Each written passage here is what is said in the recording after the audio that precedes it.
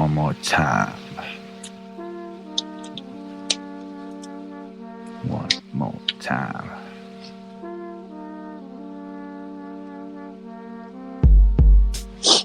Yo, welcome back to the cave. It's Joe Reezy, and I'm here with Francis, bringing you the Cave Podcast. But before we begin, make sure to check out the website, cave.com. That's K4V3.com. And now, fresh off his championship season, making his return back into the cave, your MVP, Vito. What's up, man? Welcome back.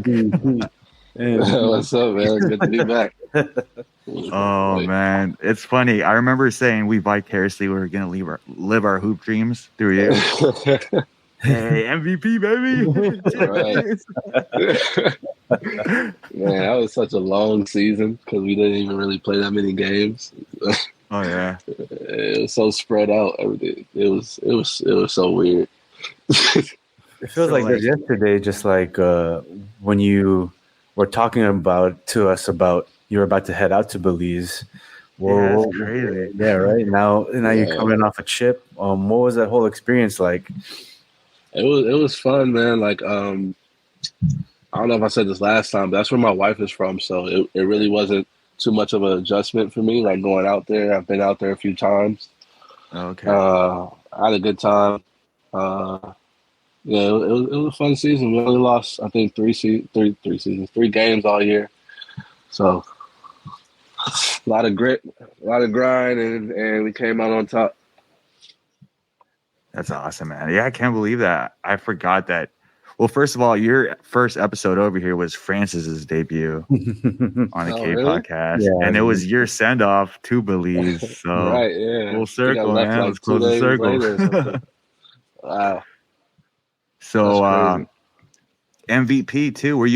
Did you kind of know you were going to get the MVP award?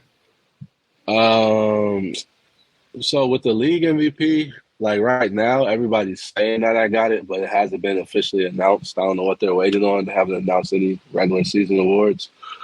Mm-hmm. I kind of knew I was going to get that like towards the end of the season just because every time I faced up against an MVP candidate, I made sure I guarded them. And they had their worst game of the season, and then I had like one of my best games. So I kind of figured like, okay, this is going to take me over the top. And then the finals MVP, I wasn't sure until literally the last game that I was going to get that because my first two games, I got kicked out of the first game, like first 2 minutes of the third quarter. What? Yeah, I saw that on Instagram. Yeah, bro. Like, they made me, I literally had to go to the commissioner and complain about it because I hadn't got calls for I think it was like 3 or 4 games straight. I hadn't got a single whistle blown, like literally, like it wasn't me exaggerating. I hadn't got a single foul call. I played 37 minutes a game. Yeah. So, so the first tech I got a clean block, like all ball, like no doubt about it. Like, and my whole thing with the call, like if let's say I had been getting calls before then, I wouldn't have complained. But for me to get all ball, no body contact, no wrist, no hand, no arm, and you guys call a foul on me after not giving me a single call for 3-4 games straight, I was pissed. And I deserved the first tech. The second tech, I literally walked away from the refs and I was just doing this, like hyping the crowd up. And then they teed me up again. And I was like, all right, yeah, I definitely got a snitch now. Like, man, some haters, man. That's like some Tim Duncan tech when Tim Duncan, remember when Tim was laughing on the smiling, bench? Yeah, he exactly. Got ejected. Not even tech.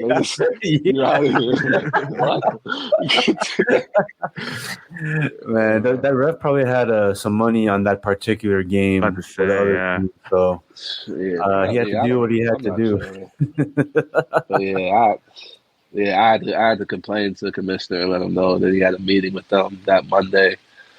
And then the second game, I got like a ridiculous amount of calls. I think I shot 12 free throws, but I only made 7. Like I had my worst game of the season. So So that's two bad. Well, not two bad games, but one game that I didn't get to finish. I only had like 11 points through the first half, and then the second game I played terrible. So I was like, MVP was so far out of my mind. I was just so focused on just having two good games so that we can win and go home. Mm-hmm. And then I ended up having my two best games of the season, the last two games. So, oh, nice. I think that's how I kind of secured it. That those two games were just so much better than any game that anybody else had at the time. So, they gave it to me. Was it a best of 7 series or best out of 5? Best of 5. Best of 5. Okay. Yeah. Cool. So we won the first game, lost the second, and then won 2 in a row. What was that like? So how does that work in Belize? I know it's a pretty small country. Are the teams like based by city or province? How does that work over there? Yeah, it's they're kind of scattered all over the place. So there's a team in the capital, which is Belmopan. There's 2 teams in the city, my team and the Defenders. There's a team on one of it's called a key, but like everybody else like around the world would know it as like an island basically. It's like I see. Yeah. So they have a team in San Pedro. Then there's way down south, like the end of Belize on the southern side, Punta Gorda, PG. They have a team. Griga is also south. They have a team. Orange Walk is going towards like Mexico, Chatham, Mexico. They have a team. So it's all over the place, all over the country. I'm probably missing somebody else. Oh, Kyle, where like most like the best coconuts are in the world. It's Kyle. They have a team as well. So when you play away games, is it more of, are you staying the night at that certain location, or are you kind of just like around? It depends. Thing? Okay. It depends. So like when we went to Punta Gorda, we stayed in a hotel. San Pedro actually ended up trying to post. Well, not trying to. The team that we played in the finals completely finessed their way into the playoffs, and we'll get to that later. But hell yeah! but yeah, San Pedro, we were supposed to play them on at San Pedro, but they postponed it because supposedly their place that they play at wasn't available. And everybody knows the real reason was because their best player wasn't able to come. Because their best player actually is Belizean American, and he's a teacher in America. So he can only play on the weekends. He can't play on Friday and Thursday. Oh, damn. Yeah. Damn, that's like that one cat on the G League, the Lakers. He was like a math teacher, but he was also hooping. You know what I'm talking about. I know what you're talking about. Yeah. Yeah. But yeah, they completely finessed that game. And I think we were so arrogant at the time that we just said, who cares? Yeah. And let it slide. Because all we had to do was send somebody to take a video of the court being empty and nobody using it at the time of the game. But we didn't. And then, but yeah, so I think we only stayed at one hotel. I think we pretty much drove back after every game. Okay. Oh, I stayed in Belmopan on accident after our game. Like I got stuck out there because I went to party and stuff. And then like the guy who said that he was gonna give us a ride didn't give us a ride. Like so yeah, I got stuck out there. So might as well just stay the night real quick, right? Stay out of trouble. Yeah, I got in trouble. You got in trouble. Oh, no. Man, wife was not having it. But, hey, it is what it is, man. You just needed to let loose a little bit, medicate a little bit. It was a good time though. Like it wasn't worth the trouble I got in, but yeah, it was close. Yeah. So what was like you said there's a lot of games and they're spread out. So how many games exactly was in the season, and what was your schedule like on a day-to-day basis? So regular season, I think it was supposed to be 14 games, but we ended up Oh, well, I played less than everybody on my team because there were certain games that I just wasn't motivated to play, to be honest. So I used it as a load management type of thing. Yeah. I felt ashamed doing it, but I was just like, there's no way I'm about to play these guys. So, but what happened? I think we played 14 games because there's 7 other teams in the league. So yeah, we played about 14 games. We had All-Star break. Oh man, one of the teams. So it was a big controversy. So let's get into this. Beginning of the season, my boy Kirk, they didn't want him to play for us specifically because he had originally committed to playing for the other team in the city. His little brother and the coach for the Defenders, which is the other team in the city, they got into an altercation a few months prior because the coach for the Defenders also was a youth coach or something like that. And like they got into a full-on altercation. His little brother is like literally his little brother. He's a teenager. And so Kirk didn't feel comfortable playing like most people wouldn't. They didn't feel comfortable playing for that guy. So he ended up like basically decommitting and then signing with us. So they made up. Well, I don't know. I won't say they made up because, again, I'm not in it. So they claim that he signed officially with them. Kirk claims that they forged his signature and he never signed with them. And it was just this big controversy. And we played our first game, went good. Then our second game, the coach, same San Pedro team. Like you guys are going to see that these guys are finessers. The same San Pedro team. We played them second game of the season, and they just the coach had got a tech, and he wasn't happy with the tech, so he said that we're going home type thing. So mind you, Kirk's not even playing. Kirk, we're trying to not play Kirk until we have everything situated because it's a whole case at this point. They're going to court over it. Oh wow! So Kirk's not playing because we don't want to risk the league saying, "Oh, he played in this game," and we decided to suspend him. So the games that you guys won prior doesn't count. We didn't want that to happen. So Kirk's not even playing, and Rico does this, and we know what it's for because everybody's on the Defender side because the team that I'm with is basically like the Lakers. Everybody hates us. We win, and everybody hates us. If you're not a fan of us, you hate our guts. So, so they try to forfeit and quit and whatever. And then I don't even know what we're talking about right now. What was the question? I just asked about your schedule, day-to-day shit, but then go ahead, open up if there's some controversy. Yeah, let some steam out, man. It was so much controversy. Fuck the schedule. I want to know the controversy. I'll tell y'all the day-to-day schedule real quick because it was literally the same thing for me every day. I worked out 3 times a day. I have morning practice. Well, not morning practice, morning shoot-arounds where I get 400 to 500 shots up a day with the other imports and Belize Americans. And then we have I'll go lift weights so that's from 9 to 11. Do a little hour break just to recoup, which is basically just me sitting in the arena until I'm ready to leave. And then I head over to the weights at 12, lift from 12 to about 1:30, 2 o'clock. Go eat lunch, and then have practice either at 6 or 8. So that was my schedule every single day. And then we had games either on Friday or Saturday. Okay. So the schedule really didn't change up too much. Okay.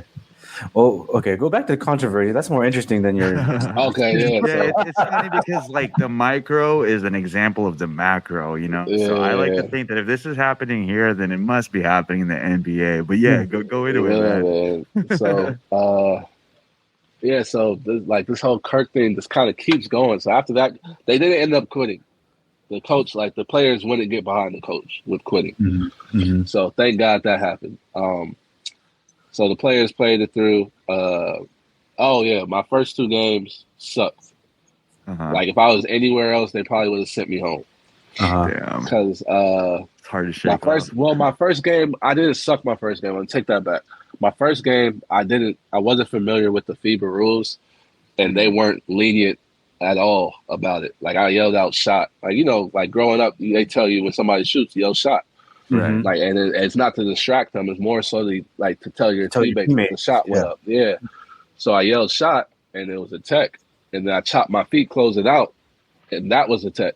What? So yeah. So because you're not allowed to distract the shooter. What kind of shit is that? Yeah, it's crazy. But supposedly that's a FIBA certified, like it's in the rule book, like that's a rule. Wow. Okay. But most countries don't give a fuck about it. Excuse my language. Yeah. Like they don't care about it at all. But first game, they boop, boop. And I'm like, oh man. And then instantly, like the manager calls me after the game. He was like, don't worry about it. Welcome to the Hurricanes. I told like they told me like it was gonna be calls not called for me. It was going to be there were basically my whistle was going to be different than everybody else's. They told me from day one. So they didn't really care too much about that. Second game comes against San Pedro. It was one of those things, like I've always been like this. The better the competition, the better I'm going to play. The worse the competition, the more I'm going to suck. So it was one of those things to where, like at that time, San Pedro really was terrible. Like absolutely garbage. And I couldn't find, like I was doing things I didn't need to do as far as I was making the game more complicated. Like I was doing stuff to set up a move when I really just had to just drive straight or just shoot the quick shot. Like I was doing hesitations and stuff, thinking that they were like these elite defenders that I'm used to. And they just weren't that. So yeah, so that second game, even though like if you look at the stat sheet, it looks like I had a pretty good game. I had like 14 points, 12 rebounds, and like I think 4 steals, 4 assists, or something like that. It looked like a good game, but I shot terrible. Let me see. I shot like 3 for 16 or 4 for 16 or something like that. But then third game comes against Orange Walk. I misspoke. It wasn't in court yet. At this time, it was just an argument between management. Our management team and the Fenders management team were just arguing back and forth. But there were threats that if Kirk played, the teams wouldn't play against us. Wow. Like if he suits up, they're not going to play. So those were threats we were getting. And then the commissioner steps in and says, Kirk can play, yada, yada, yada. Like, this has happened before, and there hasn't been an issue, so we're not going to make it a big deal now. Also, you guys have more than enough time because they seen the text message that Kirk told them, I'm not playing for you. I'm going to play for you guys. So they have more than enough time to replace him. So the commissioner rules in. It was like, yeah, like he's not suspended. He can play. So third game comes. I think we're playing Orange Walk. We go out to Orange Walk, and Kirk suits up, and he's dressed. He's about to start warming up. The coach and the CEO of the other team comes to our coach and says, we will forfeit this game if he doesn't take off his warm-ups. Mind you, he wasn't going to play. He was just going to warm up with us. If he doesn't take off his warm-up and go sit in the stands, he's not allowed to sit on the bench. Like, they said they were going to forfeit. The fuck? Yeah, like they were. So from Kirk, the get, huh? Well, just to give like a background of Kirk. Kirk was a 4-star recruit in high school. He went to Midland Junior College, which is one of the top junior colleges in the country. He once had a 30-30 game in junior college. God damn. He went to 2 Division I's, I think. I think he went to Montana, and then he went to another one. I forgot what the other one was called. So Kirk's a pretty good player. He's pretty decorated. So people are scared of him, kind of like just off his resume, like looking at him. And he was previously in Serbia, but he couldn't play out there because of the war. So they sent him home. And Serbia pays really well. They play, I think, 5 figures. Wow. Close to it. Like, yeah, so that's a month, 5 figures a month. So so Kirk, like, they have reason to be like skeptical already really good team adding another really good player. So I understand it to a little bit, but like at some point you have to have pride, like as a man, and just be like, you know what, like let's forget what they have. Like we got to roll with our guys. Yeah. Yeah, But, Kobe would be like, man, make him play. Like, let's play. Let him play. So that game goes through. And then this was the worst part. This is oh man. So next game we're playing Kyle. Kyle's imports are good. Like they have like a 6'11" big who's like super athletic, in great shape. Like it's just an all around good player. Then they have this guy named Matt Gordon who is just a scorer. Like he's just got to go out and get a bucket. So I'm kind of looking forward to this game a little bit. And then their local guys aren't terrible either. So like they have like on paper it looks like they're going to be a kind of a team to kind of look out for. I get to the game. I'm earlier than everybody. And then I notice that there's one guy there. He's shooting around. So I go and I dress, get like my stuff to get my little workout in before the game. Come back out. Now I see 4 guys are there. And then I see a guy limping into the arena. So I'm like, okay, this is weird. Like, where's the rest of the team? Rest of the team never shows up. They showed up with 5 guys. Well, 4.5 guys because one guy was limping. What the hell? So we're looking, we're like, okay, like I see you guys are really trying to boycott this game. And then we just say, all right, let's kill them. Like they brought 5 guys here, well 4.5 guys here. Let's embarrass them. These dudes started fouling right away, so they're trying to just foul until they have no one left. Until they have one guy left because you can't play with one guy on the floor. So. I can't believe literally like it lasts like a quarter, bro. Like it was so like it was embarrassing. Like I'm sitting there like, nah, there's no way I came all this way for this to happen.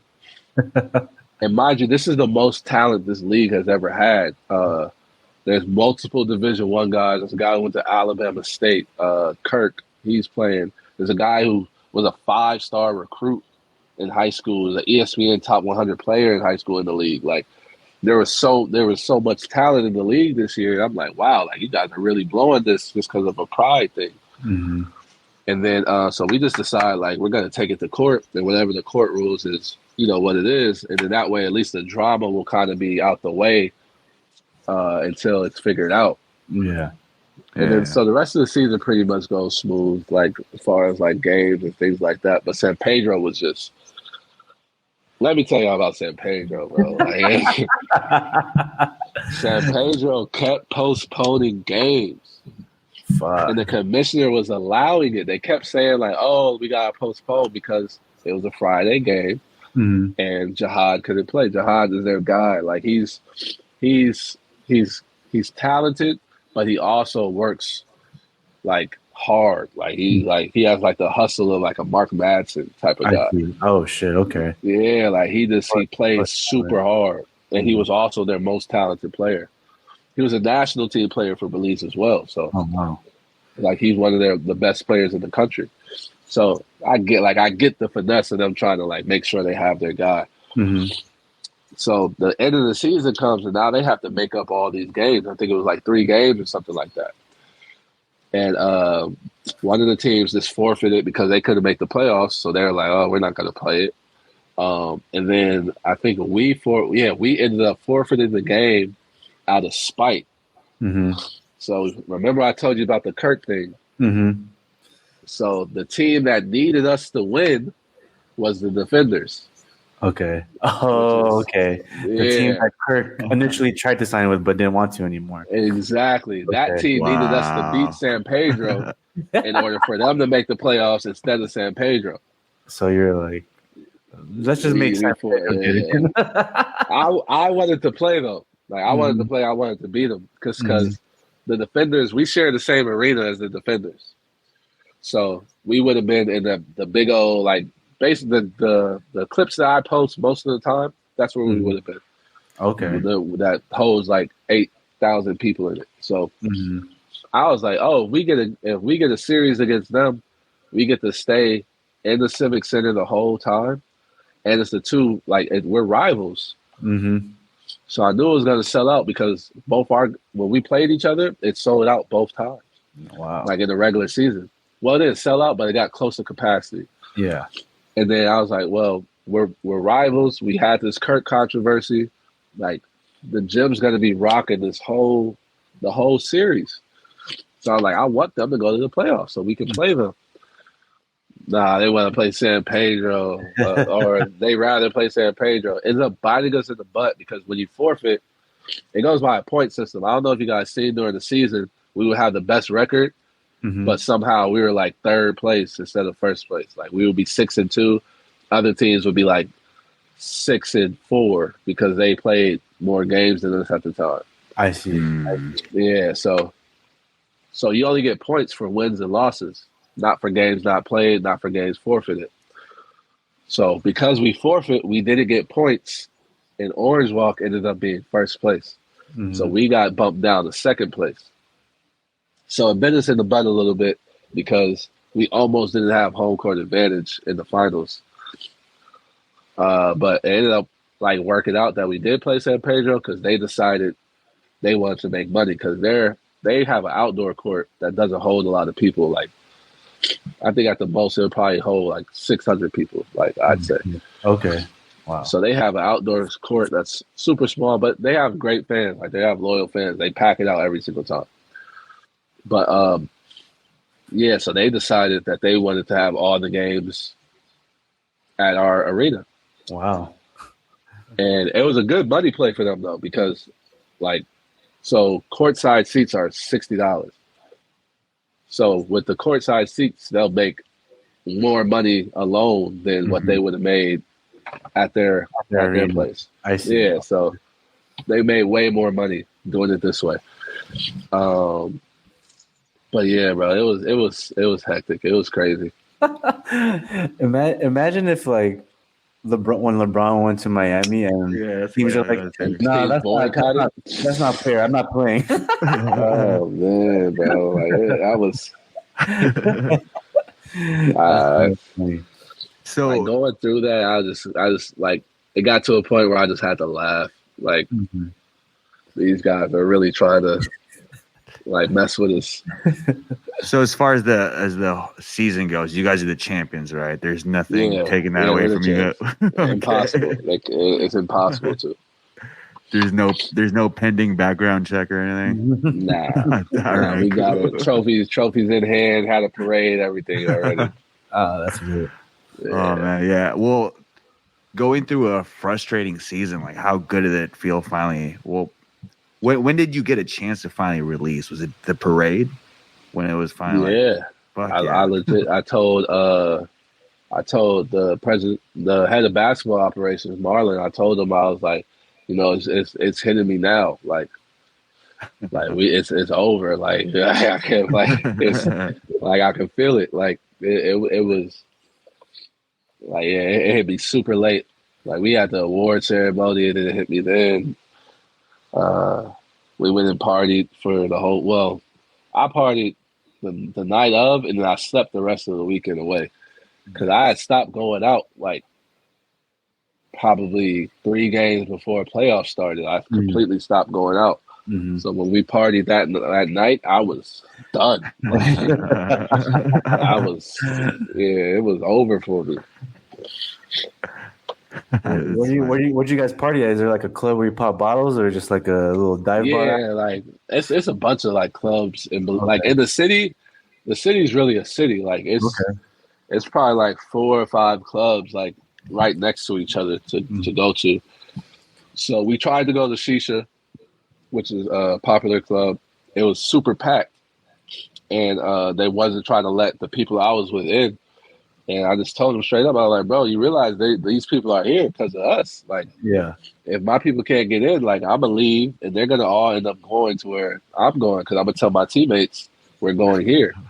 Yeah. They didn't listen, and we left, and then we went to Social Lounge, which is a hookah bar type thing, like you know how a lounge is. A lounge is open way later than the club. So Yeah. we went to social and we partied from, I want to say like 2:00 to like 6. And the sun came up. Like the sun was up by the time I got to the house, like to my hotel. So that was fun. That was a good time. That's awesome. Yeah, I mean, I would think that if I were to look back at my basketball career, the most meaningful and the brightest season would probably be that championship MVP season. Is that what it looks like right now, or do you still kind of need time to let things settle and reflect? I don't know, man.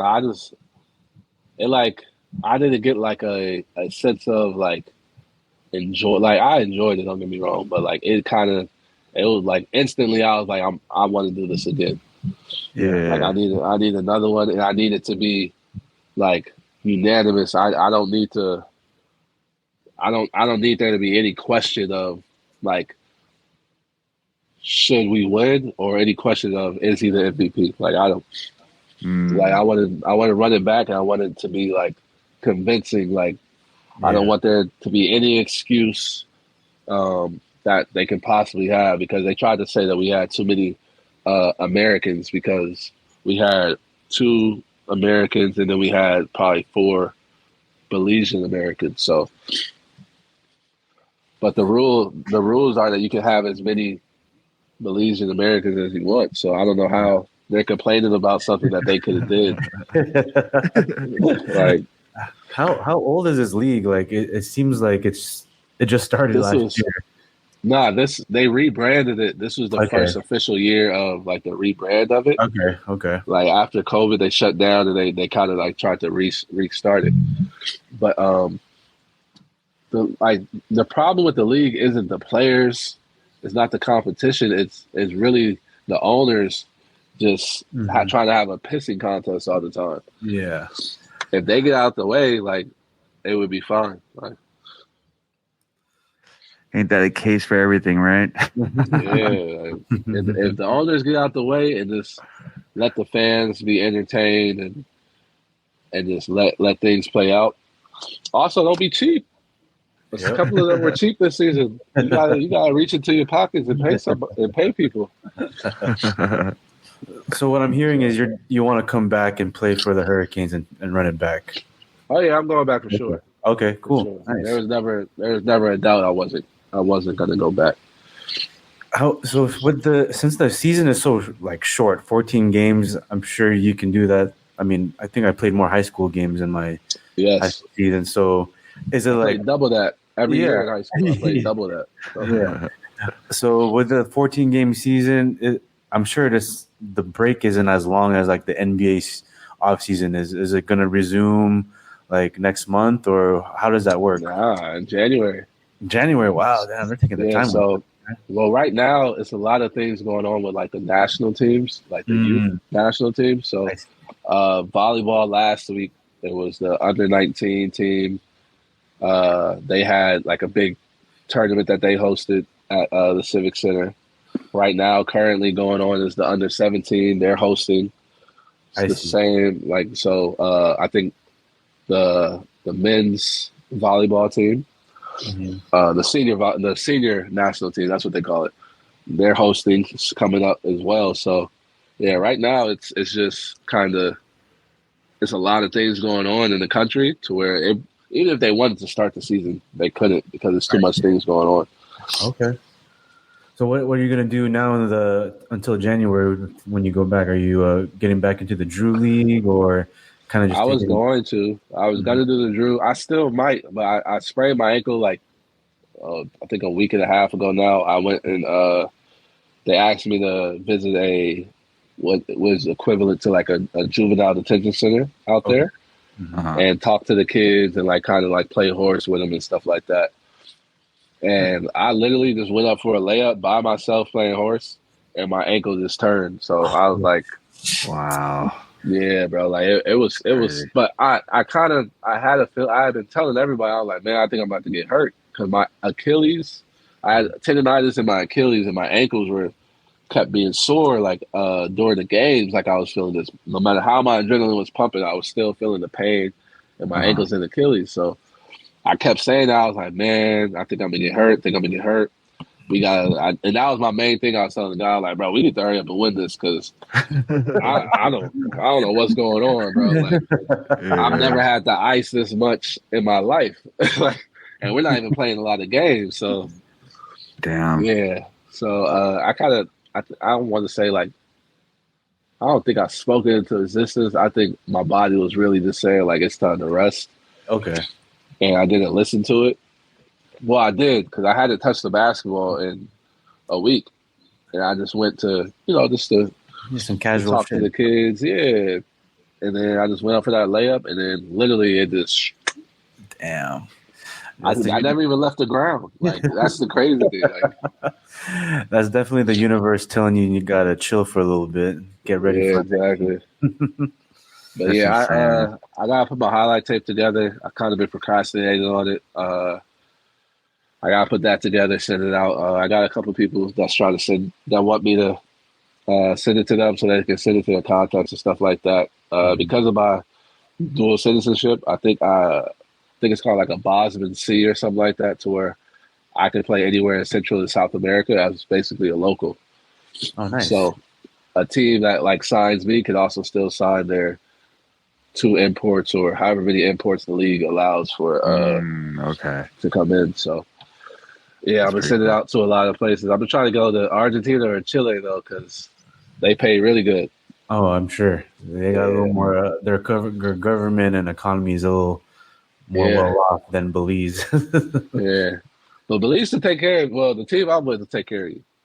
Yeah. So how did because I have a friend that lives. He plays in the Philippines Pro League, and he was telling us there's some things that the teams takes care of, transportation, a little bit of their rent or whatever.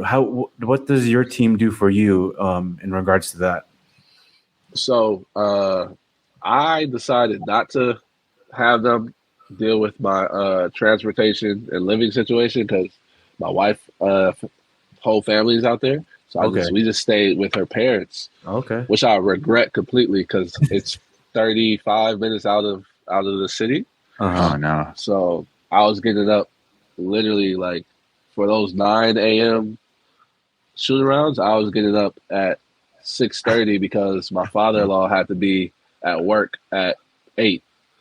Damn. So and then they're also working on the road coming into the city. So you're sitting there for like 15 minutes just in one spot because they use roundabouts, they don't use lights. I see. So so I was getting up at 6:30 every morning. Mind you, practice sometimes is at 10. Oh, wow. Yeah, so I would have to go get food, wait for my food, and then sometimes I would get home at 12 o'clock, and I'm waking up at 6. I'm not going to sleep right away when I get home either. I'm showering, I'm eating, I'm watching the highlights of whatever game was on that day, and then I'm knocking out. So, but my team, the imports. So one of the imports, he finessed. Oh my God, he pulled the biggest finesse. So he's been playing in Belize, I think, like 3 years. He's a former MVP of the league. So he has a kid. He has a kid in Belize. So he told them like, "Hey, I need my own spot because my kid and baby mama is going to be staying with me sometimes. So I need to make sure I have my own spot for them." So they said, okay, cool. So originally they put him in a hotel. They put him in this hotel called Princess, has a view of the sea. Like every room has a view of the sea. It's a nice hotel. It's got a casino in there, movie theater in there, a club is in there. It's perfect. It's the perfect hotel. So they put him in a hotel to start the season because the Airbnbs that they were renting out needed to get fixed up and cleaned and stuff like that, had finishing touches they needed. So they put him in the hotel. He decides like, mind you, again, remember he's a former MVP of the league. He's actually the last MVP that they had in the league.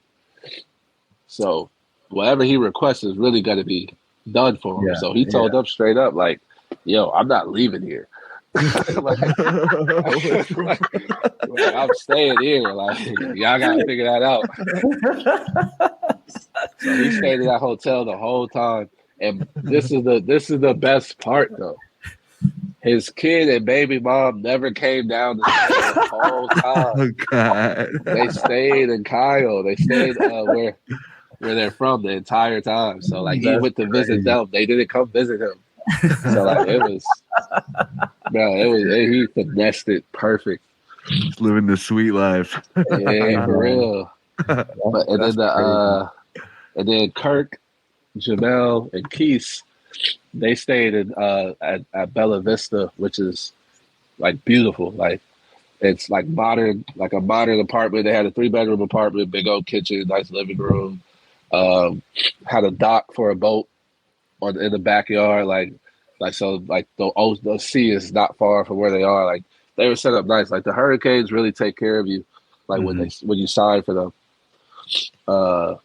I asked for more money twice during the season, and they didn't even blink, and they just did it. So, nice. Yeah, this is a really dope organization. Like that's the best place to sign with, like easily.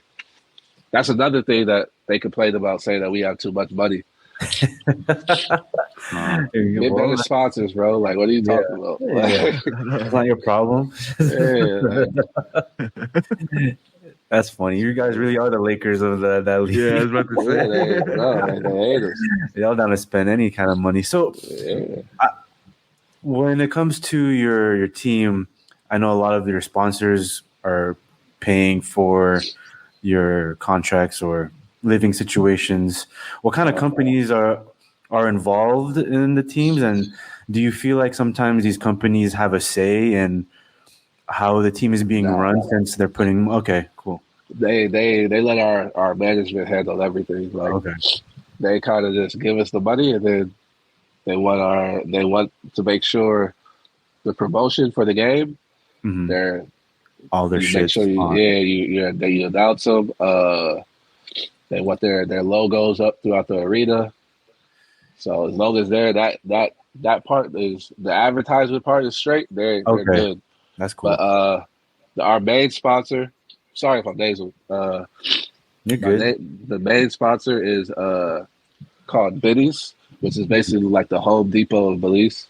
Oh, nice. Yeah, so they got crazy money because it's always like it's so much empty land out there. So it's always like land being like bought and houses being built, and like right now there's like a bunch of call centers. So in Belize they speak English. It's broken English, but it's English, so it's easy to adapt to like the English tongue basically. So they're building call centers out there. So like now, so like when you call about like a refund or something, now instead of like you hear somebody from India or somewhere like that, you'll hear somebody from Belize who speaks English. You'll be able to understand them. Nice. So they're building a whole bunch of those out there. Okay. And those are like the best paying like jobs for people who don't have like degrees and stuff. Like they pay like well above minimum wage. So, that's interesting. I feel like the Philippines are kind of doing that too, right? With the call centers. Well, the Philippines been doing that, so it's pretty cool to see a similarity with Philippines and Belize. Because similar to your league, a lot of the teams in the PBA, they have major sponsors too that kind of fund their teams, and it's all over their jerseys. So yeah, it's pretty cool to see all the similarities. So Biddy's cut such a big check that they're the only people on our jersey. Oh, nice. It's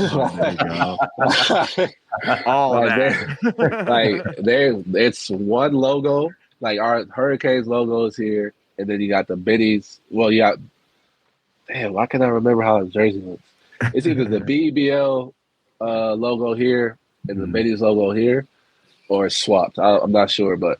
Yeah, like but we have other sponsors that are good too. Like we have some radio stations. We have one of the cell phone companies out there.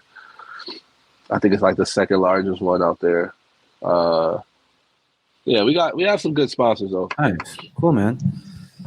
So how was like the partying after the championship? I don't know how it is over there in Belize. Like, does the whole city show love? Like, is the whole city like out there celebrating with you? How was that? Man, it was so many people saying that they hate that we're leaving because like the going out scene is not it's not going to be dry, but it's not going to be the same. Oh wow, it Like was a vibe. so yeah, like with us being there, it was like a reason to go out and celebrate because your team won, you know. So Yeah. now it's kind of like okay, like hey, we going out. I don't know. So like it was always love. Like even like not going out to clubs and stuff. Like if I was just going out to eat to grab something quick, it was Mm. people that would say Evans because they don't call you by your first name. They call you by what they see on the back of your jersey. Okay. So I did. So like my first 2 months out there, my name was Evans. Like it wasn't Vito, Victor, Vic. It was Evans. And then Uh-huh. as the season goes along, and they see that I'm one of the better players, now they know my actual name, and they're saying like my actual name now. But yeah, they showed so much love out there. It was for that to be like my first official like season. I was fortunate for sure. That's dope. So you said you're back. How is it looking for the rest of the team? Are they bringing back the whole team, or what's it looking like? I don't know. I think I'm not sure. I know a couple of the main guys will be back for sure. Okay. It depends on if they like ask themselves out though, like if they price themselves out. Mm. But yeah, I know I'll be back. I know Coupe will be back. Ty will be back.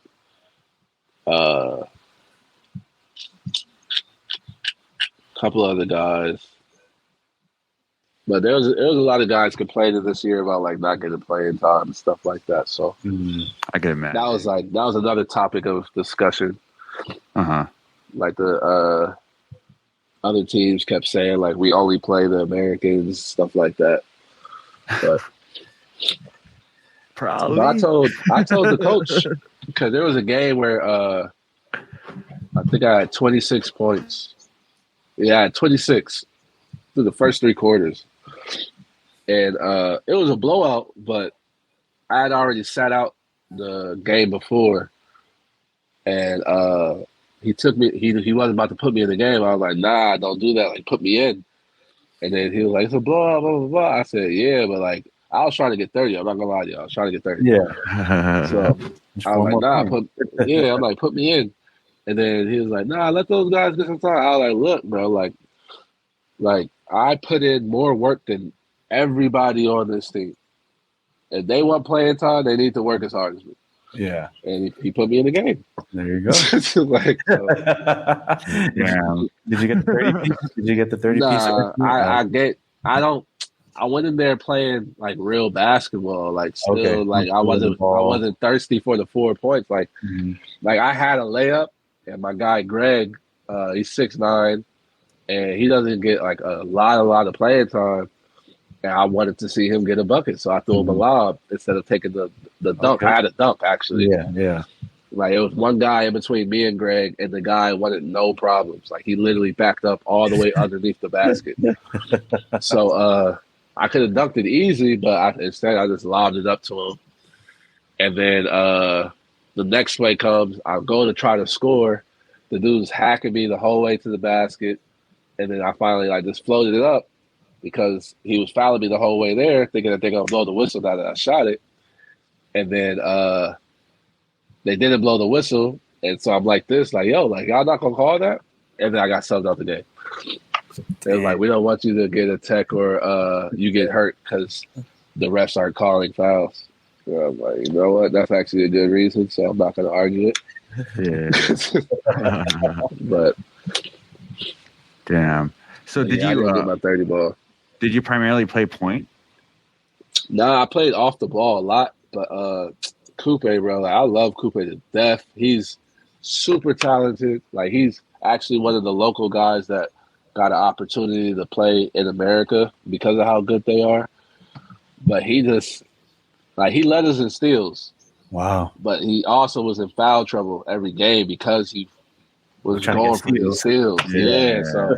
So I ended up playing one a lot because he would be in foul trouble. But it worked out like because I've been playing the point since I grew up playing point guard, and then once I got my growth spurt, I stopped playing point. So high school, college, I didn't well, junior year to senior year in high school, and then freshman through freshman year I played a little bit of point, which was the same situation basically when the point guard got in foul trouble. I went from the 2 to the 1. And then sophomore year, didn't play point guard at all. Junior year, it was kind of like the same situation but I was playing like every position. Oh wow. Yeah, like I was all over the place. I played 1 through 4. I hated that year in college so much. But I played 1 through 4 that year. But it was like a little bit here, a little bit there, a little bit there. Like so, like the point guard position is not foreign to me. And then like once I left, I didn't get to do my senior year. But once I started playing in the Drew every summer, I was a point guard because a 6'3", 6'4", 2 guard is undersized playing against NBA and like top level overseas guys. So, Right. so I was used to it. As soon as they told me like that they needed me at the 1 when Coupe was in foul trouble, I was like, all right, that's cool. Yeah. No problem. Yeah, I mean, there's I'd obviously rather play that, to be honest. Oh, I was going to ask. There's obviously a mentality shift between playing point and playing 2, right? As far as like primarily trying to get yourself open and setting other people up. You'd rather play the point over the 2? I'd rather play like the point, not as a pass first point guard though, like the new age point guard, like the scoring point guard. Yeah. Like basically what I did the last game of the season, I was like, because Coupe was in foul trouble the whole game that game, so I was. You already knew. Yeah, so like I was playing like a scoring point guard. I think I had my best stat line that game. Had 6 assists, 10 rebounds, and 20-something points. So okay, so that was that's where I'm most comfortable. Like because my coach,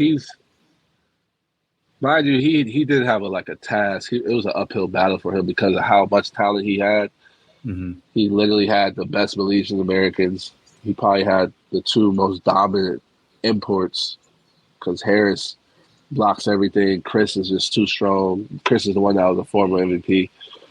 Harris was in the running for MVP the COVID season when the season got cut short. So they were able to finesse and get those 2 as their imports. So the coach had he had a battle trying to figure out how to play everybody. And then I think he realized that, you just got to go with your guns, who you have faith in doing what you need to do. So, damn, I forgot where I was again. I feel like I try to put myself in that position of trying to coach a lot of talent. Like, it isn't hard unless you care about, each other's, emotional level and satisfaction and kind of morale, right? Yeah, he definitely cared, and I mean it wasn't easy on him either because he was hearing it from us. Like our players saying that they wanted more playing time, and then he was hearing it from like the media, social media, saying that the locals aren't playing enough. So it was tough on him during the season. I was hard on him too because I would be pissed off when he would yank me out because he would just yank me out at weird times. I felt like against the defenders, I did a sham god into a no look Magic Johnson type pass over behind my head. Yeah, got a dunk. I got subbed out the next play. And mind you, I scored the play before I got the sham god into the pass. I scored, so I just scored a bucket. I just did the play of the year, easily the best pass of the year. And then you yank me out, and I'm just like, bro, what are you doing? Too much sauce. I'm like.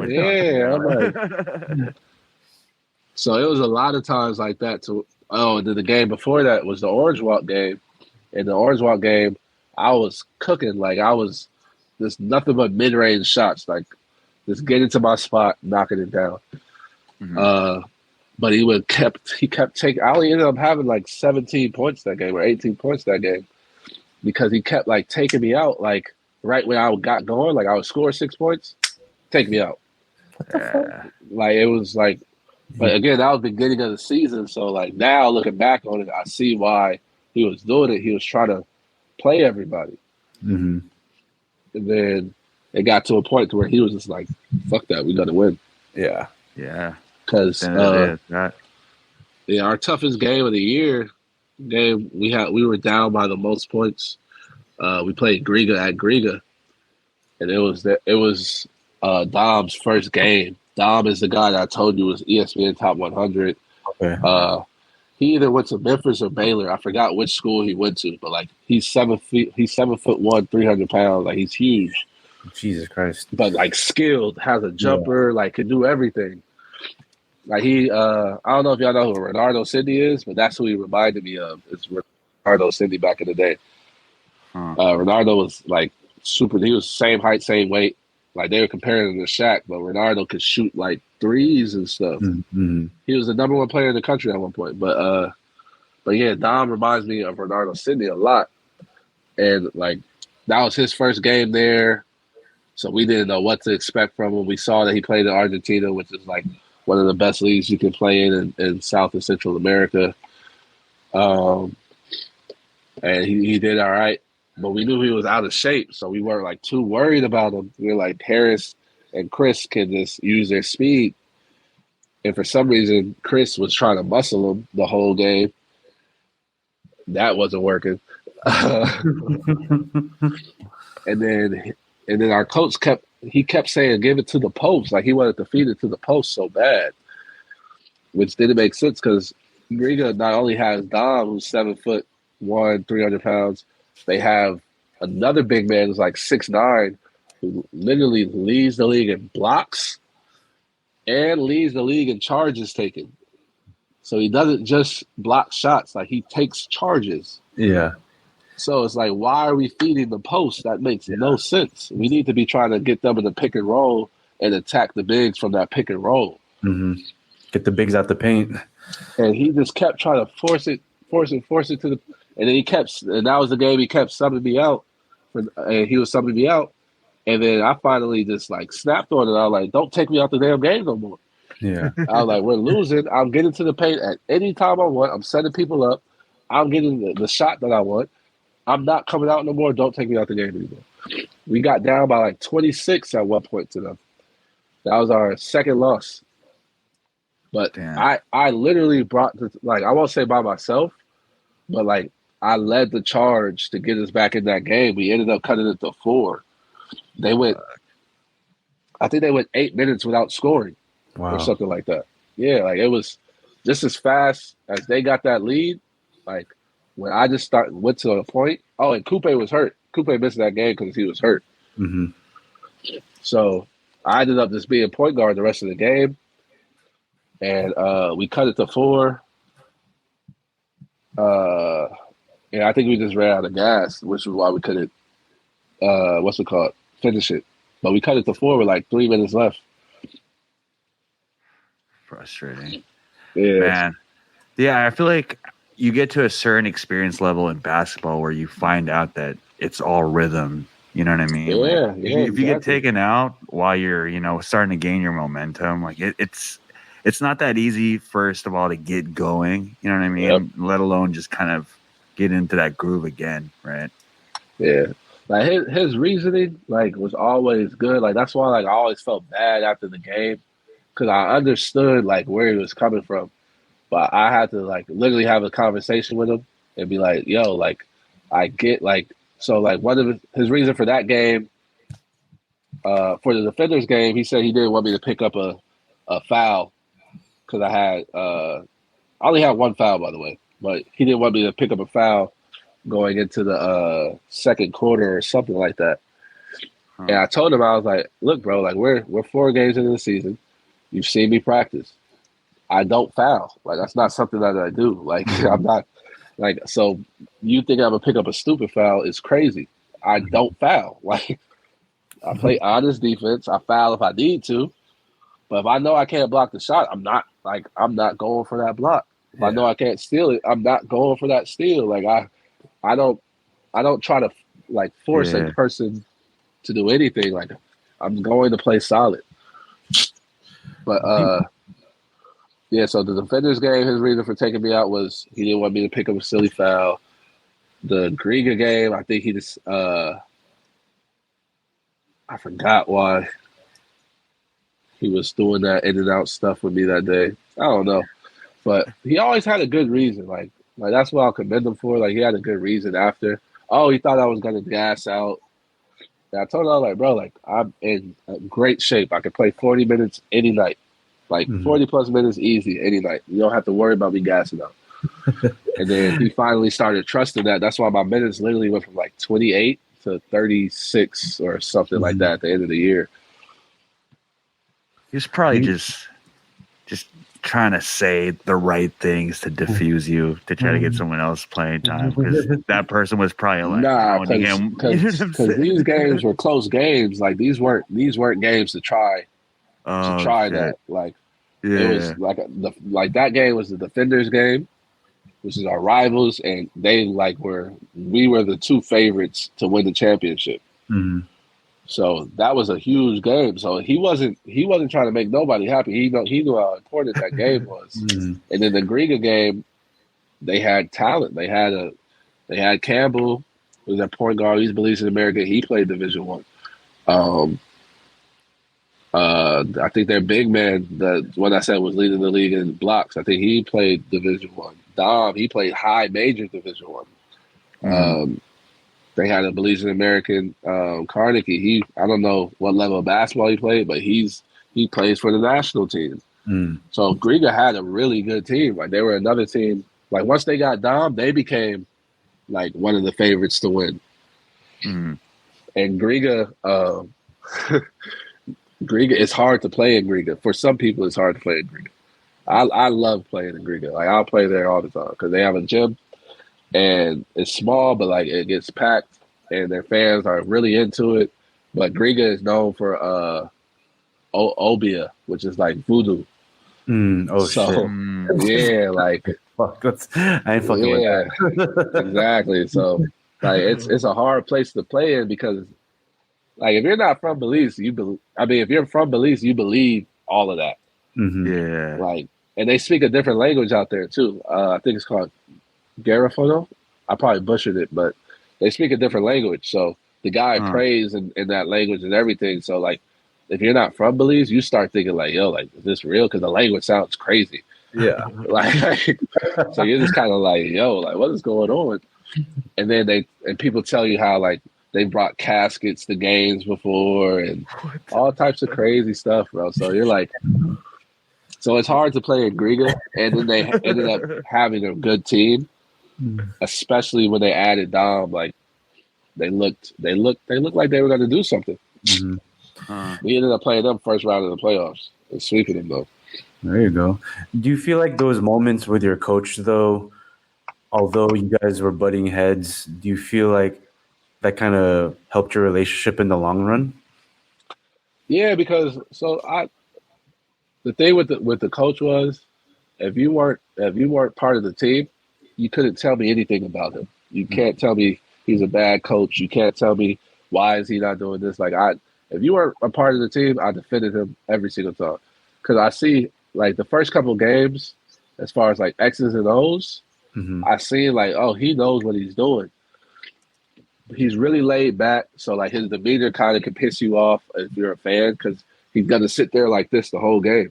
Like, he's not gonna stand up ever. So like as a fan, especially if a team's making a run and you see the head coach sitting there like this, you're gonna get pissed off at him and think like he's not trying. But as far as me, like even though we butted heads, like I could always see where he was coming from. And like I said, I think that's what kind of like we talked after the game. We would talk about it, so it was never any bad blood. I went off on him when we played Griga in the playoffs at halftime.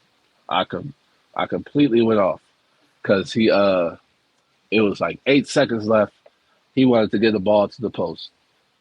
And I'm like, you know what, Vic? This is the playoffs. He's doing that post crap again. We don't speak up. Yeah. So I told him, I was like, Coach, that doesn't make sense. He said, let's try it. I was like, what the are you talking about? Let's try it. We've been trying it for 3 games. We played these guys. It does not work. They have a 7-footer who is 300 pounds. He's taking up the entire paint by himself. Then they had the leading shot block. Oh no. Oh no. He'll probably come back on. Yeah. Shout out to Meta though. That's definitely gotta let the Meta world peace come out a little bit, right? Yeah. Yeah. Oh, there you go. Yeah, I got a was about to phone say call, that. man. Let me put it on D&D real quick. No, you're Okay. good.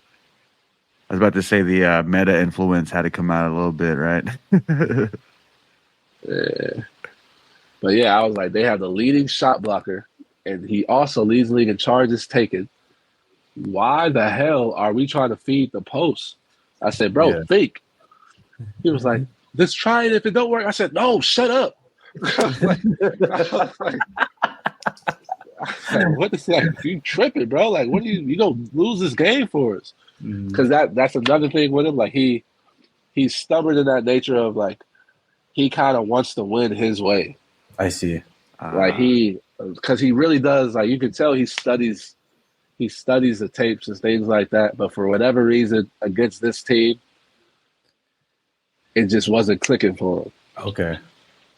And it might have been the voodoo. I don't know.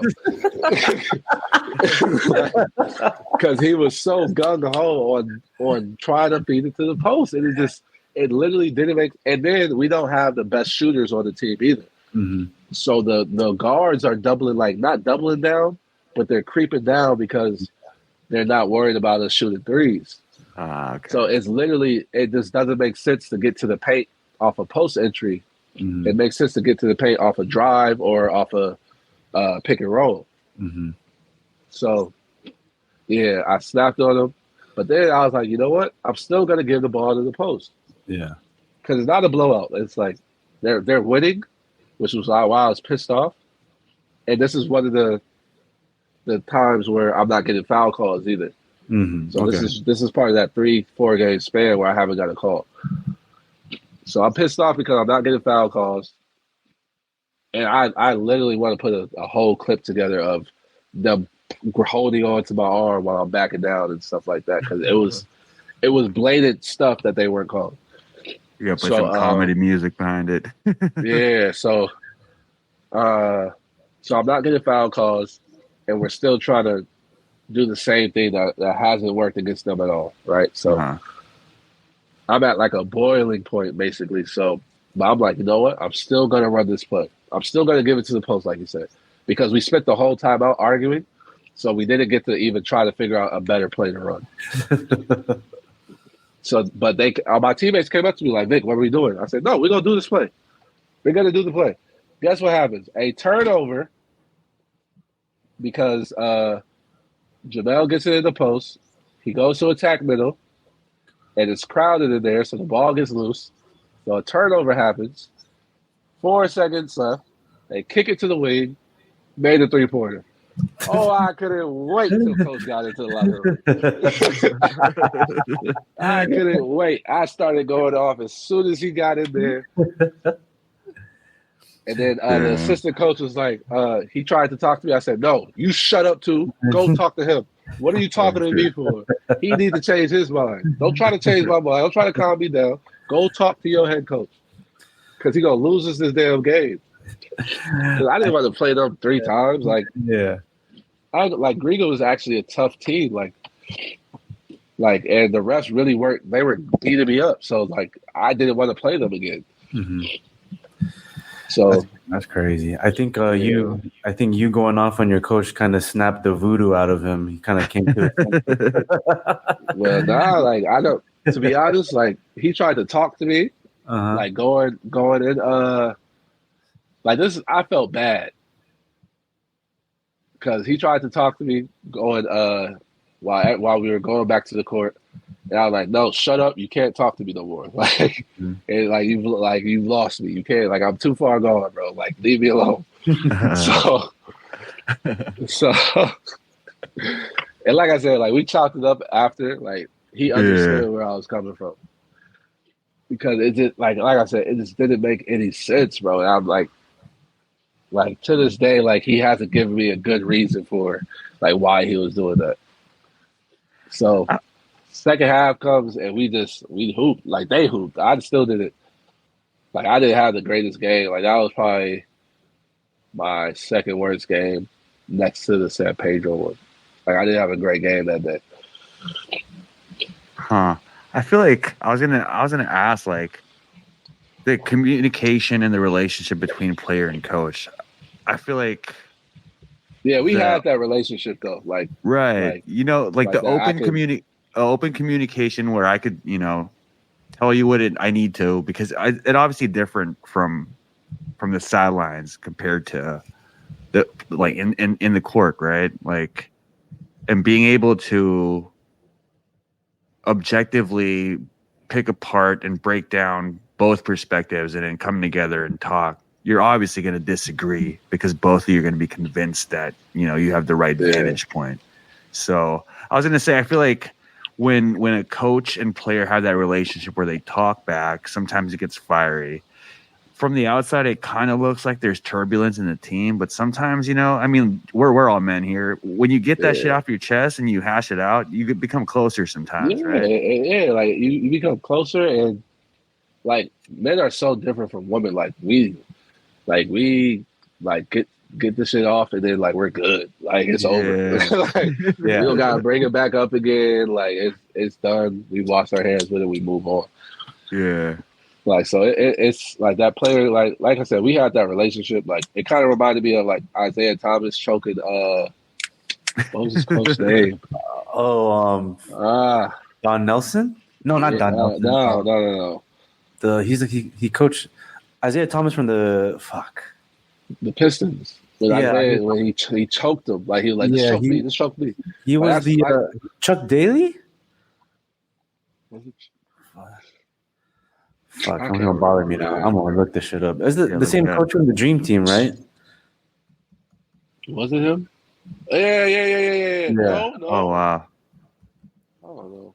I don't remember. But yeah, he like that's the relationship we had to where like if I was frustrated, he didn't care like if I let it off. Okay.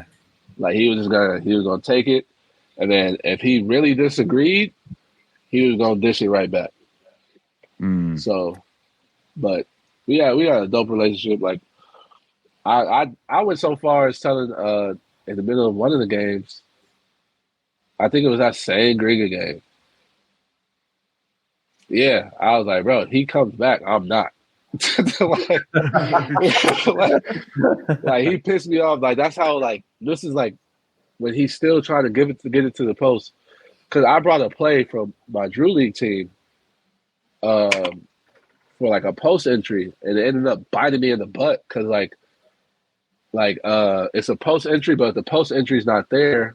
The down screen happens on the opposite side, so basically it's a cross screen. I'm on the block, Big's on the opposite block. I set that cross screen to try to get that switch.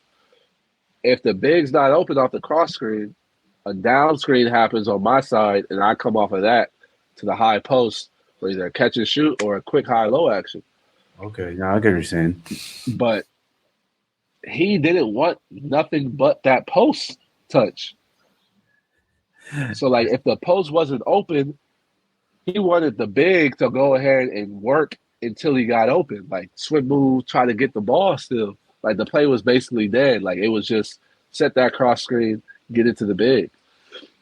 Like, he didn't want to go to that second side for whatever reason. So, he kept trying to run it. So I'm just like, he basically was running with no counter, essentially. Yeah, but it had a counter. Like that's what the frustrating part was. So, well, y'all hash it out. It was exactly. We won a championship. I gave him his flowers. He gave me my flowers in the speech. Mm-hmm. Like that's my dog, bro. Like I didn't really mean it. Like I was just that pissed off because. Like I said, I genuinely didn't want to play them again. Like the way the refs were like when I say my whistle was different all season, when playoffs started, it was extremely different. Oh wow! Like it was like I'm picking myself up off the floor over and over again. like the 50-50 charge calls, it's not 50-50. It's 100% a charge.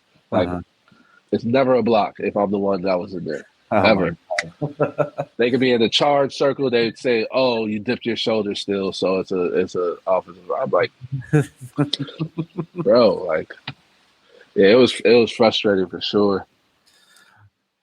Now that you got the MVP, though, I'm pretty sure you're gonna get a little more whistles, don't you think? Or now that you kind of built, like I said, once I ratted on him, once I told the commissioner, like, bro, this has been 3 games. I haven't got a single call. Like, I played 37 minutes a game. I'm an MVP candidate. Like, how is this possible? I said, I don't I'll just play 37 minutes of the game. The ball is in my hand a lot. How have I have not one single call for me? How is that possible? And I was like, I'm not being dramatic when I say I haven't got any calls. Like, I literally haven't. You can go back and look at the box sheet, and it'll say fouls drawn. It'll say 0 in the category for the last 3 games. And then he said, you know what? I'm going to look into it because my ejection was already bogus. So he said, I'm going to look into it, and I'm going to call a meeting with the refs on Monday. And like I said, that next game, I shot 12 free throws. So yeah, they heard it. Yeah, one thing I wanted to ask, because, I mean, like, playing basketball, I would get pretty emotionally invested too. Like, as far as getting frustrated and feeling anger while playing, like I said, basketball is kind of a game of rhythm, right? Right. Do you think that kind of helps you and elevates you? You said you kind of acclimate to your competition, or do you think it kind of throws you off? How do you kind of handle that fire when you feel it competitively? I get, like, frustrated? Yeah, well, like, for me, I used to just go fucking pedal to the metal Russell Westbrook, you know what I'm saying? But then now it's just like, oh shit, I just gotta calm down. Yeah, like when, you know what I mean? I don't get, so there's two sides. Like at the beginning, like, I'll get so frustrated that I try to force them to make a call. And when that's not my game, like, I don't need to do that. Like, I shoot a really high percentage from the mid range. I have a good percentage from the 3. Like, I don't need to force anything in the paint because I can get easier shots, you know? So yeah, at the beginning, I'll start doing that. And then I'll just start being sarcastic to the refs. Because first half, I never get on refs in the first half. I always walk to them. I'll be like, hey, can you look out for this? I don't think I got him there. Like, little stuff. Like, I'll talk to him, but, like, I won't really be on him like that.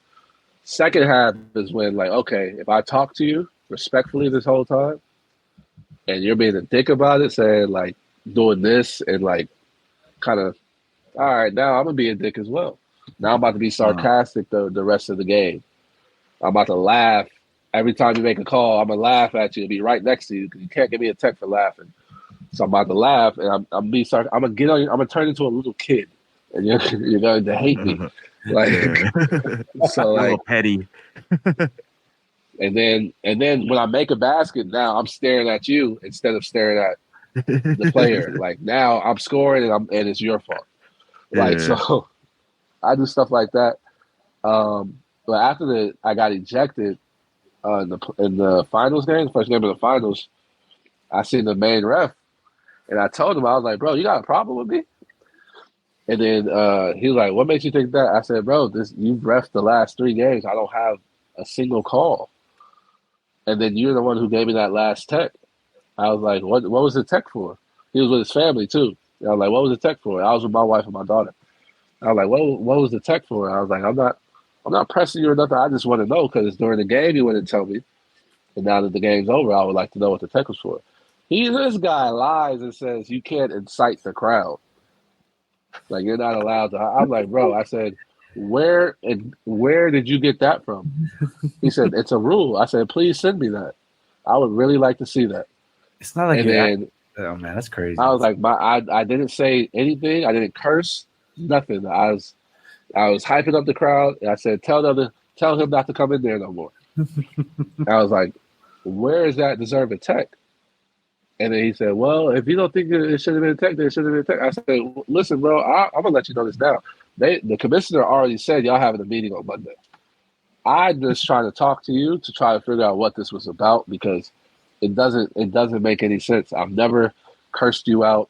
I've never been disrespectful to you, and you literally just tried to get me, the best player on the team, kicked out of a finals game. I said that's crazy. I said, like, this doesn't make sense. And I was like, I'm serious about, please send me the rule. I was like, can I give you my email right now? I said, you can send me the whole book because I need to see this. He takes my email down. I never got an email, but I got foul calls after that. That's funny. Yeah, I mean, like, it raises the question because, there's a lot of controversy about referees manipulating the game. And they're, as much as people want to dumb that down, like, they're good at it. Like they manipulate vital points of the game that actually dictate whether or not you win or not, right? Yeah, like for sure. Oh my gosh, I forgot about this. Is the main part. Because I told him, I was like, bro, I watched. We call the player on the other team 90 because Coupe, the guy that's my point guard. He's known as like the best guard in Belize. And then 90 is the guy that's like right under him, who they try to say at times is better. Like he's the guy who like the debate. Like it was like the Kobe is like how they never wanted to say Kobe was the best guy. Like they all like even when Kobe was averaging 35, they was trying to say LeBron was like it's like Coupe is obviously the better player at this time, but because this guy is also really good, they try to say that he's better. So I'm like, I watched 90 scream in y'all face and y'all not give him a tech. I was like, I seen this. Like, I seen him screaming in your face, bro, and you didn't tee him up. And I was like, and then he was like, he didn't scream at me? Okay, so let's say he didn't scream at you. He sure did scream at the other guy, for sure. That's how I know he screamed at you because, again, I watched it. I remember I was in the game. So, and I was like, but let's ignore that. 2 players got into a fight and didn't get ejected. Like, damn. How did I get ejected? You guys good? I was like they fought each other. Like 2 teammates fought each other. Mm-hmm. They got suspended by the league, but the refs didn't eject them out the game. That's crazy. So I'm like, I said, so how are you going to explain that, bro? I was like, because again, you got this meeting coming up on Monday, so that's just a heads up. You need to figure that out now. Mm-hmm. Like, I was like, how do you explain you giving me a tech and not ejecting them? Like, that doesn't make sense. Probably have a few prop bets in line. Yeah, it has a hidden agenda. You know what I'm saying? Bro, it was wild, bro. I forgot about that part. I'm like, these dudes got in a whole fight, like not like pushing, like kicking, punching, like oh shit, throwing the ball at each other. Like it was a legit fight. Like, damn, crazy. I mean, like I said, like the micro playing in the macro too. Who was it? Was it Tim Donaghy, right? That I got caught up with fixing games in the NBA. Yeah. It's fucking crazy. I mean, like, yeah, that was which begs my question, or raises my question. Do you think, let's say, the whole league is trying to get you guys to lose? Do you think a team can muster up, enough good plays and defense to win despite like a rigged referee system? Yeah, because the refs were kind of against us all season, so. Mm-hmm. Like you can definitely beat a team with the refs on their side. It's just more difficult, but it's possible for sure. Yeah. Well, yeah. I mean, even the frustrating calls too, that can kind of throw off your rhythm, like we were talking about earlier. So, but that's the thing with me. Like, I don't really get too upset about when the ref makes a call. I get upset when they don't make one. I see. Like because you can you could possibly see something that didn't happen. Yeah. Like you could possibly see a foul, even if it like really didn't happen. Like it's possible. So I don't really get frustrated with stuff like that. I get frustrated like when you're calling something on one end and then it's not being called on the other. Like that's more so my frustration. Yeah, it's one sided. Like there was a time against Orange Walk. The first time we played Orange Walk, we were kicking their ass. We was up by 17 or 18 going into the fourth quarter. The refs called 8 fouls in a row for them and no fouls for us. Like it was so uneven. Mind you, that same thing happened for us in the finals, but what people don't realize for us is that we were in the paint, like forcing, like getting contact. The other team was shooting threes. You're not going to get too many foul calls shooting jumpers. So, like that was the difference. Like it was blatant for us. We're attacking the basket and not getting any calls, but yet, like you calling a hand check. They called me getting the guy's hand off of me, like dribbling and swiping his hand off of my body. They called an offensive foul on me. I'm like, bro, like what? But look, this is the trippiest part. Like these refs hated me all season. The craziest part was the ref the whole way down. I'm dribbling. He's saying, "Get your hands off him. Get your hands off him." So as I get to the 3-point line, like I do a little quick hesitation, and then I swipe his hand off to get to the basket. The ref calls an offensive foul. I'm like, bro, I listened to you tell him to get his hand off me the whole way down. I realized you weren't going to call it, so I just swiped it off and I went to the basket. I was like, how do you not warn me, but you warned him the whole way down?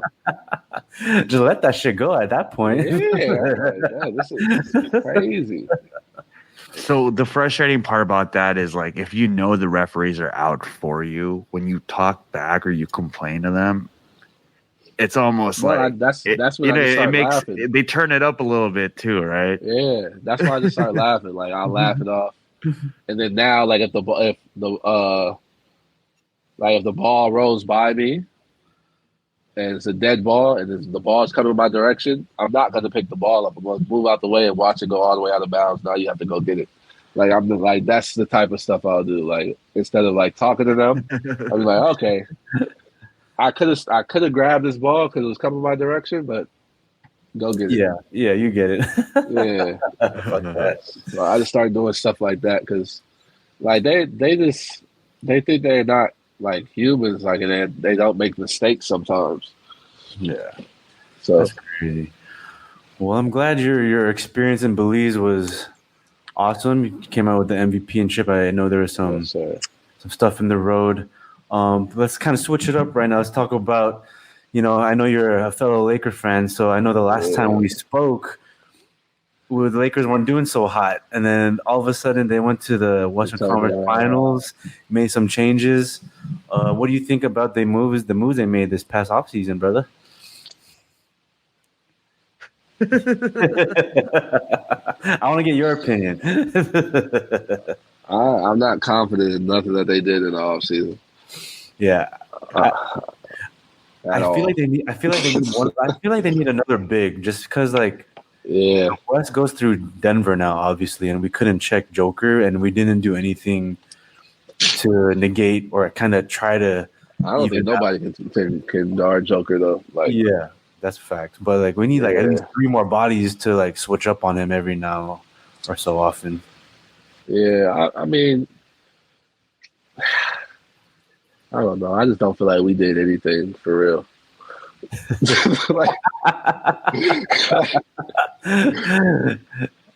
I watched everybody else move. I'm like, oh man, look at them making good moves, bro.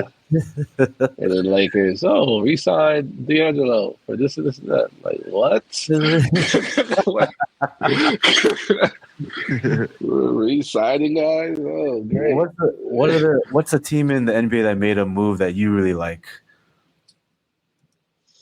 That whole Phoenix Wizards and all that. I love that for everybody. Oh yeah. Oh, Jordan Poole and the Wizards. Yeah, I loved I like all those trades, like Marcus Smart moving stuff like that. I feel like everybody won off those trades. Yeah. So Now Bradley Beal is in Phoenix now, I think, right? That's crazy. Phoenix is pissing me off. But then my argument with Phoenix, though, I feel like they're so top heavy. I don't know, like their bench is not deep at all, at least on paper. But I'm sure if you got D-Book, KD, I think who gives a shit? so. This is what I think is about to happen. I predicted this with Brooklyn when Brooklyn first put together those three guys. Mm-hmm. I was in the DR with my boy Justin. Justin will vouch for this. We were roommates for that trip, and I was like, man, I feel like Brooklyn is gonna go and get Mike James. Mike James is like one of the better overseas point guards. Yeah, he played in the NBA. I was like, I feel like that's gonna be their next move, like for their backup point guard there. And sure enough, they went and got Mike. I think Phoenix is about to do the exact same thing. mm-hmm. They're about to try to get Mike James to come through because Mm-hmm. him and KD are boys. Mm-hmm. Like KD literally went to his game. Yeah, Obviously, like and wherever the hell he was. I think he played for a Spanish team, if I'm not mistaken. I don't know. KD went all the way out there. As soon as the season was over, as soon as he was done, he was like, all right, let me go see my boy Mike. So I think that's going to happen soon. And Mike can hoop. Like he should. There's no reason why he shouldn't be in the NBA for real. But I think Phoenix ain't done yet. They can still go do a couple more things and don't shake people up. All right. Well, what do you think about the Jaylen Brown extension, that $300 million contract? Do you think he deserved that much money? I personally don't think so, but I don't either. NBA. I think he is a all-star who's got potential to be a superstar eventually. Mm-hmm. But I don't think he's worth that right now. I couldn't believe it when I saw that on Twitter. Because I watched an interview that Gilbert Arenas did, and he says they don't give you a fat contract off of potential. They give you a fat contract off of what you've done. Mm-hmm. And based off what Jaylen Brown has done, he does not deserve to be the highest paid player in NBA history. Right? So Boston's tripping on that one, but I guess they're just investing and they see something in him that we haven't seen yet. So, but Corey told me this 2 years ago. He said the NBA just negotiated like a new TV deal, and he said you're going to see the most ridiculous contracts coming, and like the seventh or eighth man is going to be like the former max contract. Damn, like they're going to be the ones making $22-24 million. And these other guys are going to be making 60s, blah, blah, blah, blah. Mm-hmm. So I wasn't really surprised. So this might not even be surprising compared to the numbers you'll see later on, huh? Yeah, exactly. Wow. Because it's so much more money now that they can give out. So, because remember, I forgot who I got the big contract. Was it CP3 or Russ? It was one of them that got like a super crazy one. Mm-hmm. And then everybody was like, oh my God, I can't believe it. And then Steph got one, and then Russ got one, and then like everybody just got one. Like, yeah. So I think it's going to be like that same thing to where somebody else is about to get something crazy. Yeah, man, it's crazy. I feel like, the sports industry kind of took a hit during COVID, but it's looking like they're coming back full force and full fledged right now. Yeah, like I think everybody's into it again. Like even the big three. I think last weekend they had like 600,000 viewers on CBS. Wow. Okay. Yeah, so that's solid. Like it's coming back around. They almost Slam fell Ball's off. back. I seen that. Slam Ball can actually like. I don't know how they're gonna do it, but there's definitely a market for them. For sure. Yo, Vito, would you do slam ball if? Damn. Yo. That's not for me, man. I ain't with all that truck sticking people. They don't wear enough pads. Yeah, it's like you gotta be a running back / like an ex hooper. You're pretty much a football player. Yeah. I don't want to be that high in the air either. Yeah, that's It's like Yeah. fucking anime basketball. Yeah. And so what messed me up is I was super into slam ball back in the day. So I used to watch like the behind the scenes stuff on YouTube. Mhm. And I seen like one of the guys that was trying out, like he landed on the mat room and completely shattered his ankle. Oh, And I I'm think like, I saw that one. Yeah. I'm like, I'll never do it. Like ever. Wait, so I mean, what are the rules for can you goaltend? Let's say like Curry decided to join slam ball and just I'm catapult not it from the sure. other court and just jack I don't think three. he can goaltend. I think like he can just like he can just block dunks. Like, Okay, yeah, you just meet someone up there and just. but you block can away. pass the ball to yourself and all types of stuff. Like if you're going to a trampoline, like you can toss it, land, and all types of stuff. Okay. So the rules are definitely different, but I don't think goaltending is in it. Yeah, that'd be cool for like a Curry like player who just bounces on the other end of the trampoline and just pops Cool. threes from over there. Man, You that gotta guard him landing, everywhere. like, that's the only thing for me is this landing. Like what if you like don't land on the mat or the trampoline? Yeah, right. Yeah, that's Yeah, too bro, scary. with it. That's scary. Yeah, that's crazy. But yeah, even slam ball's getting love, and they brought XFL back, so Mhm. it's not Yeah, I even just remember like The the Rock main talking about sports that. coming back. I remember the Rock. I think owns it, right? Yeah, Yeah, I think he brought it back. Yeah. Yeah. So, yeah, man, sports is Half looking kind of sports. crazy right now. Goddamn soccer. Well, hey, Mbappe, that 700 million. I heard Turned it down. Yeah, he turned it down. Like, bro, you're tripping. I would never. I'm leaving. I tell my wife, I'll see you. Hey, I'll see you later. You're making like $2.7 million a day or something like that. Like, what? It was like $24 a second. Pretty much. Yeah, like, yeah, bro. I need it. I saw a funny video, like some dad trying to teach his son basketball, and then that the headline comes off, and in the background like Mbappe being offered 700 million, and all of a sudden he switches and tries to teach his son how to play soccer. It's like you ain't playing basketball. My daughter has like really, really gotten into soccer. Excuse me, and like I think that's gonna be her sport for real. Nice. It hurts me to say, but I think that's her sport. Yeah. Because like she naturally can kick with both feet already. Oh, wow. Yeah, I'm just like, wow, you're 3. Like, Yeah. That's like she being can able literally to like with both just hands. dribble down anywhere. Yeah. So I'm like, yeah, this might be it. And she has fun playing it too. Like she'd rather do that than basketball. So gotta give her what she wants, man. Just give her some like some soccer cleat looking Kobe's, and that should be Oh, she's a little sneakerhead too, man. Like it kills me, man. Like she picks out her own shoes. Like this is too much for me already. How old is she now? She's 3. She'll be 4 the 21st. Oh wow. Yep. That's I awesome. don't know if I said this last time, but we have the same birthday. Exactly. Oh really? Yeah. that's awesome, bro. That's special. Yeah, bro. Best gift I ever got. Oh yeah.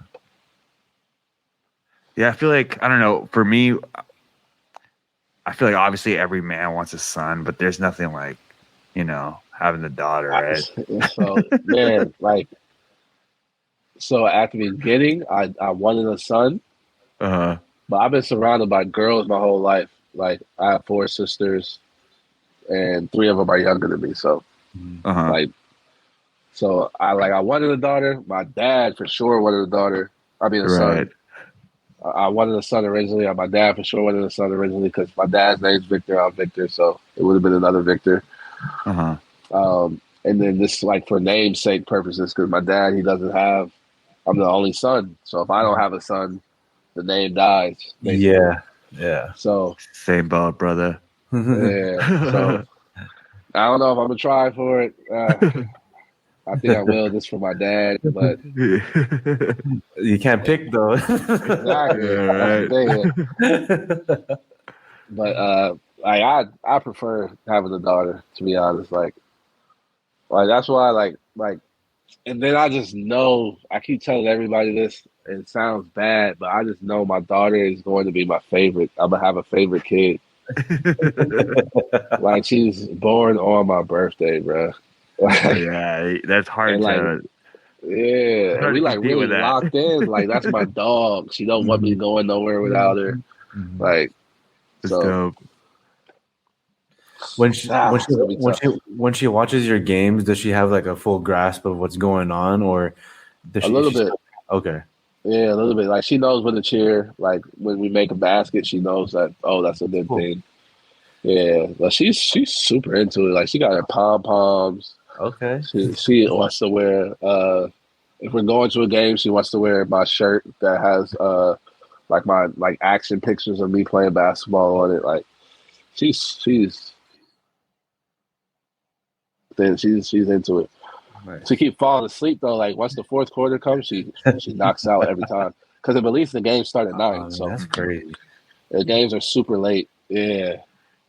Shit. So yeah, but she falls asleep. She stayed up once and she got to when I got player of the game, she got to be on TV. And then like after that she kept telling me, Daddy, you have to get player of the game. I gotta be on TV. Everybody said they saw me on TV last time. Daddy, you gotta get player of the game. There you go. And then now she falls asleep every time. So it's like you missed your opportunity. You missed like 5 opportunities, bro. Like Hey, there's still hope, man. She's still young, man. She could end up liking basketball when she's like 8 or something. So yeah, she you never can. know. Like she loves dancing and loves playing football right now. So we gonna let her rock out with that. Yeah. Just let it flow. Yeah. It's funny. I follow MMA, and John Jones, he's trying to have a son too, but I think he has like 3 daughters. It might not be in the cards for him, man. It wasn't in the cards for Kobe. Yeah, no. Yeah, that's what it's crazy, right? Like the top of the food chain athletes just I mean, not counting LeBron, right? Yeah, LeBron got two boys. Yeah. First try. First 2 and attempts. MJ too. Yep. Well, poor MJ. But man, what would have been a Kobe boy, right? Right. Oh, he would have had no choice. Yeah, the pressure that no like choice. for the get would have been like, he would have been born with a basketball and be like, no, you're not holding it right. His form sucks. He's 4 months, Kobe. He's 4 months. It's funny, but no, yeah, he said John Jones said something along the lines where he feels like when God feels he's ready for his son, he'll have a son. Because I mean, like John Jones's antics outside the ring. But it's funny too because my brother-in-law, they have 2 boys, and I mean, like to me from an outside perspective, it's like hell yeah, 2 boys, like that's cool, Yeah. But they had a daughter, like their third one was a daughter, and he's like, man, like there's nothing like having a daughter compared to 2 boys. My boy Tim, like he has 3 boys and a girl. The girl is easily his favorite. Like he said, this motherfucker here, this is my dog. Yeah. But that one, oh, whatever she wants. Yeah, man. I mean, the saying goes true. Daddy's little girl. It's Man, that's what I hear. That's what I hear. Girls are the best, bro. Like they stick beside you. Like you can't do nothing wrong in their eyes. Like they're the best. Mm-hmm. That's dope, man. So the last time we were on here, we talked about the perfect form. You don't believe in a perfect form for jump shots. Nope. Who do you think has the best form in the league? Klay Thompson. Klay Thompson? For sure. Like not even close. Pretty consistent form too, huh? Yeah. Like it's pure. Like it's pure. I wonder what mine is. I want to say Curry. Curry's form is terrible. Curry's form, he shoots from his fucking chin. Yeah, Curry's form is bad. Dame's form is bad. That's why. Oh my gosh! I keep trying to tell everybody. So Dame has good form here, but where the ball is, have you ever watched where the ball is placed when he releases? It's like on his palm, right? It's on his palm and it rolls up, and then he just flicks it as it gets to the tip of his fingers. Oh, yeah. It's a long mechanic. Yeah. Like it's wow. His form is crazy. But like this right here is perfect. It's just what that ball placement is. I feel like if anybody else did that, It would be air balls all day. yeah, air ball, side of the backboard. Yeah. Hey, Don't think who else. This is not broke. Great form. I'm trying to think. Can't think of who else has like immaculate form like that. Obviously, like to bring credibility to what you said, like it brings like players like Reggie Miller to the conversation with like a bunk ass form that could shoot. Elbow out crazy. Yeah, seriously. Elbow all the way out. I'm trying to think who had a really good form that. Kyle Korver had good form. Oh yeah, Mike Miller had good form too. Yeah. You know who I saw just recently? It's not no one in NBA, but Sabrina Ionescu or whatever, a WNBA girl. There was the WNBA 3-point contest, and she made like. She went crazy. Yeah, bro, like insane, and her form. I mean, I'm not sure about her actual girls. Form, most girls have amazing form. Like girls are fundamentally like sound. They're way more fundamentally sound for sure. Yeah. Oh, KD, terrible form. Oh yeah, this side of his face. He gets away with it though. Yeah, he's 7 feet. Trying to think. Who else? It's a shooter with good form. Ray Allen, huh? You think Ray Allen has good form? Probably. Yeah. His elbows kind of flare out. It's a little out, but yeah. Even when you talk about Curry, he's a thumb shooter. Like the traditional sense of shooting is like it's. I don't think it's that beneficial. Like all the top shooters I know, besides Clay, have something wrong. Like where they tell you it's not good, like it's terrible for your shot. Mm-hmm. They all have it. Like, so I don't know. I don't think there's a perfect form. Yeah. I know one guy. Shout out to Richard Troyer. He's like one of the best shooters in like Belize the league's history. He was saying like to work on your form is like drinking a water bottle. Like you just bring the bottle here, and you're like that's what he compared it to. Like if you want to practice your form, just bring the water bottle up and then release. I was like that's actually. Yeah, that's pretty crazy. Good. I never thought about that. I was like, yeah, that's pretty good. Use that. I never had heard that before in my life. Like, just bring the water bottle up. Like, wow. Interesting. Yeah. It's crazy what people come up with their little figurative ways on how to teach someone a form. I mean, I've never heard of a water bottle. Literally, but it makes sense though when you hear it and you visualize it. So. I bring the water bottle up. That's where your elbow should be locked in. And then you release up. Yeah, I always knew like align your knee, elbow, and your wrist, but the water bottle. Yeah. That's cool, man. Because of my form, like people didn't think I could shoot my entire life. Like my coaches would be like, "Oh no, don't shoot. It's attack." Well, one, because I was good at going to the basket. Mm-hmm. And two, it just didn't look good. Mm-hmm. So, but if you go back and look, I've never shot bad from the 3-point line in my life. So nice. This season was looking like I was about to, but I think I ended up getting back up to 38%. And I started off shooting terrible. Mm-hmm. So if I would have started off decent, I would have been in the 40s easy this year. You got to grind back for that upper 30s, huh? Man. I couldn't believe I got back up there, bro. Like I was legit at like 27% at one point. And I was like, this is terrible. Oh, but I think that was one of the points I was making. Like I didn't have plays ran for me. I see. Yeah, so like that's one of the things that I had to like tell the coach. Like I was like, Coach, I'm the leading scorer of the team. I have no plays ran for me. Like there's not anything to get me an easy basket. Like I work for everything. like there's nothing that sets me up. Like nobody gets an assist off of me. Yeah. Let me come Like, up for screen one time. Yeah, I'm like, man, let me get an Iverson cut or a double screen for Diddy.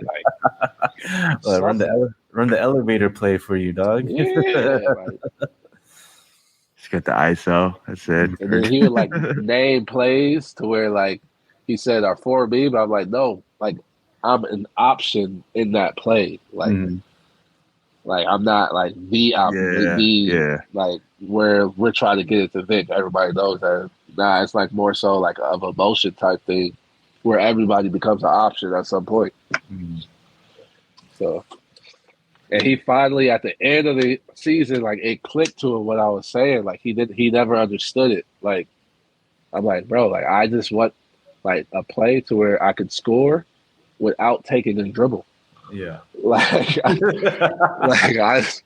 need something like I don't have to. Help. Like I just want to catch it, shoot it, or catch it, lay it up, like on some like Rip Hamilton shit, like coming off. Yeah.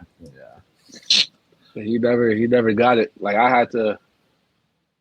It was in the finals.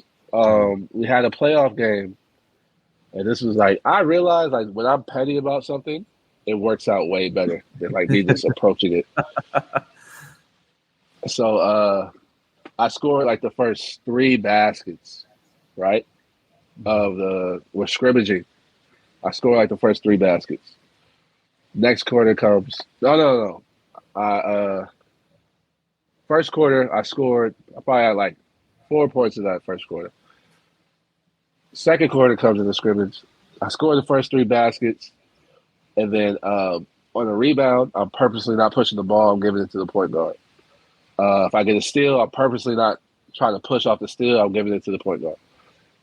So that we have to run sets, right? So now the game went from we're up like 4 to like it's either a tie or we're down. I'm not sure. So I go up to him because he's just doing the scoreboard for the scrimmage. I go up to him like, so did you see what just happened? And you're like, what do you mean? I said, this is what I mean by we don't have any plays for me.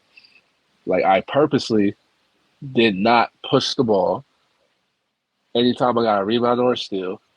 I purposely, when I got it on the wing, I didn't call for a pick and roll. I passed the ball back to Coupe so we could run something. I said, in that whole quarter, after I scored those first 3 baskets, I didn't get a shot attempt. Yeah. I was like, that is what I mean by there is no plays for me. Like, I was like, I have, however, I think I got 14 points all off of me and all off of 1 quarter, basically. Like, from getting fouled, free throws, blah, blah, blah. I was like, but that second quarter, I scored that 6 and never had a shot attempt after that. That's crazy. Like, that is what I mean. There's no play for me. Mm-hmm. Damn. You're not asking for a whole lot. Yeah, but he never understood it. But to his defense, nobody understood what I was saying, really. So maybe I wasn't like, because I just kept saying, like, there's nothing for me to get a basket. There's nothing for me to get a basket. Like, we don't have anything to where we call for me.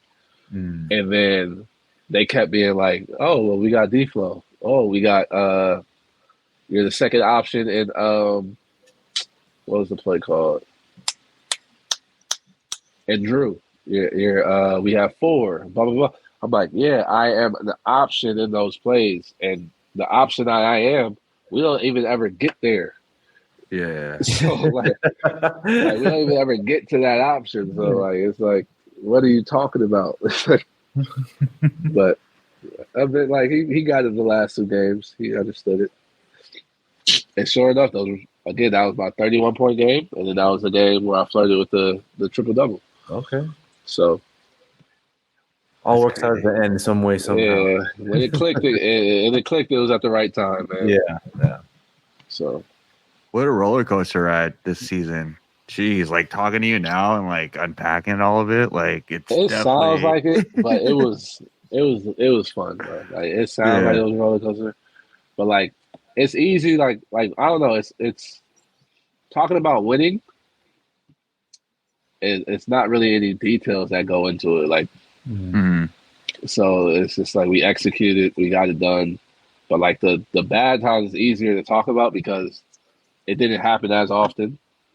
Because like I said, we only lost 3 games all season, so the bad times didn't happen a lot. So it was a good season, good teammates, good coaches, management team was amazing. The country treated me amazing. I couldn't ask for like a better place to go to for my first season. For real. That's why I have to go back next year. Cool, man. Is there an opportunity, like if there was an opportunity to play for the Belizean national team, would you? Yeah, they've been calling for me to play in it now nonstop. Like at first, I was gonna reach out, and I did. I reached out to Jacob, and he reached back out to my father-in-law and said, "Yeah, like there's no question he'll be on it." And we have the 3-on-3 national team now too. We want him on that, and so okay, the opportunity is there. I don't think there's anything coming up this year for the senior national team for basketball. And I think he said there might be something coming up for the 3-on-3 in the fall. Sorry. So, no worries. So, yeah, the opportunity is there. Just got to be kind of patient with it. I'm excited, though. I just watched, before I got on here, I was watching the U17 play. They got a W today against Panama. So, hell yeah.